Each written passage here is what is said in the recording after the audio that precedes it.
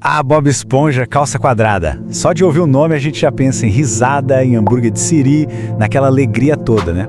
Mas e se eu disser que por baixo daquela água toda colorida da fenda do biquíni existe um lado bem mais escuro? Um lado que muita gente nem imagina.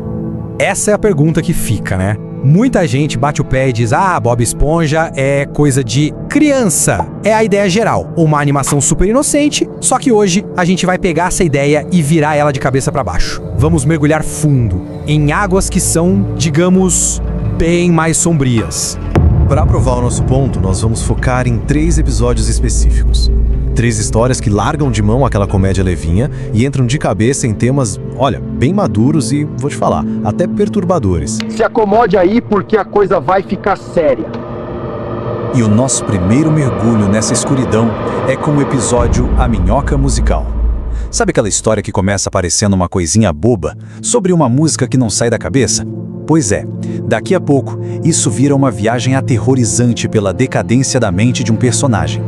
E o que é simplesmente genial e ao mesmo tempo assustador aqui é esse jogo de palavras. Porque minhoca musical é o termo que a gente usa para aquela música chiclete, né? Mas o episódio leva isso ao pé da letra.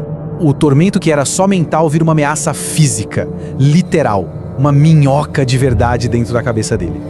E a descida pro fundo do poço é muito rápida.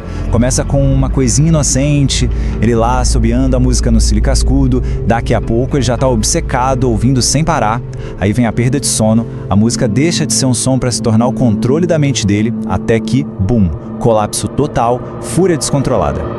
Essa frase aqui, olha, ela resume tudo de um jeito perfeito. A esponja, antes alegre, agora se fora. Acabou. A identidade do Bob Esponja, aquela alegria toda, foi embora. Ele não tá mais no comando. Quem manda agora é a minhoca. E o que a gente vê é só uma casca vazia, agindo de um jeito bizarro, rindo sozinho e destruindo tudo. E a solução para esse problema todo é tão doida quanto o problema em si. Os amigos dele, a Sandy, o seu siriguejo, o Lula Molusco, eles têm que criar uma outra música chiclete pra ver se a tal minhoca sai. E eles conseguem, salvam o Bob Esponja. Mas aí, o episódio termina daquele jeito que dá um arrepio. A minhoca simplesmente pula para um novo hospedeiro, o Lula Molusco. O ciclo recomeça. Ok, respira fundo, agora a gente vai para o nível ainda mais pesado. Se o primeiro episódio era sobre o terror da mente, agora, em A Criatura do Hambúrguer de Siri, o negócio é a corrupção do corpo. É, basicamente um episódio de zumbi, de horror total. E a causa de todo esse desastre? Uma velha conhecida nossa, a ganância do seu siriguejo.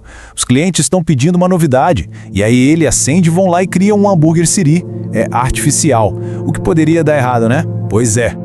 Gente, a transformação é nojenta, é gráfica, não é uma coisinha sutil. Os personagens começam a ter espasmos, sementes de gergelim literalmente brotam nas costas deles e eles viram esses monstros de carne de hambúrguer e o jeito que a infecção se espalha é puro terror corporal. Eles se canibalizam, arrancam pedaços de si mesmos e forçam na boca dos outros para infectar. A coisa sai de controle muito, mas muito rápido. Em questão de minutos, a fenda do biquíni inteira está infectada. Patrick, o carteiro, todo mundo vai caindo, um por um.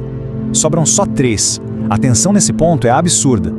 E de repente, o número despenca. O repórter Purge Perkins é infectado ao vivo na TV. Depois, o Plankton e a Karen. A esperança acabou. Agora só resta um único sobrevivente no mundo dominado por monstros. E esse sobrevivente é o Bob Esponja. Pense na cena. Ele, completamente sozinho, encurralado por uma multidão de zumbis que são, na verdade, todos os amigos dele. O terror é real.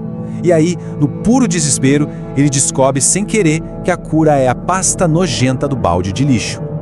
E agora chegamos ao episódio que, para muita gente, é o mais sombrio de todos: o hambúrguer podre.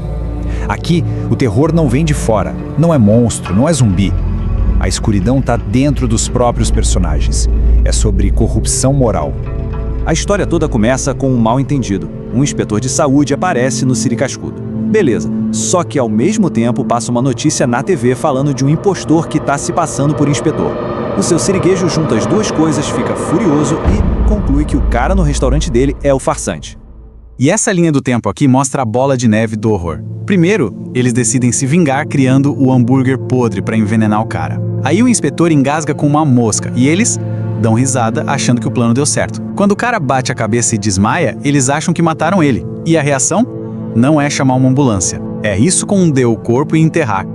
E é aqui que o negócio fica pesado de verdade. O seu siriguejo manipula o Bob Esponja, que tá apavorado, e bota a culpa toda nele. A imagem do Bob Esponja, que é basicamente uma criança no desenho, arrastando um cadáver pra uma cova no meio da noite, é uma das coisas mais perturbadoras que já se viu no desenho. E essa frase aqui diz tudo.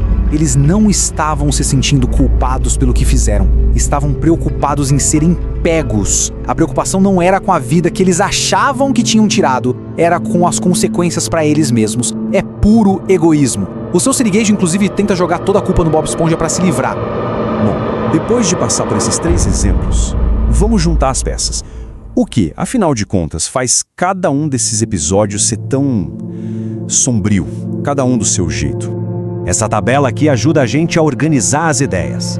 Com A Minhoca Musical, o horror é psicológico, é sobre obsessão e perder quem você é. Já com A Criatura do Hambúrguer de Siri, o terror é corporal, é visual, é sobre as consequências da ganância. E o Hambúrguer Podre, que é o mais denso de todos, mostra o horror moral, a traição e a capacidade de personagens bons fazerem coisas horríveis para se salvarem.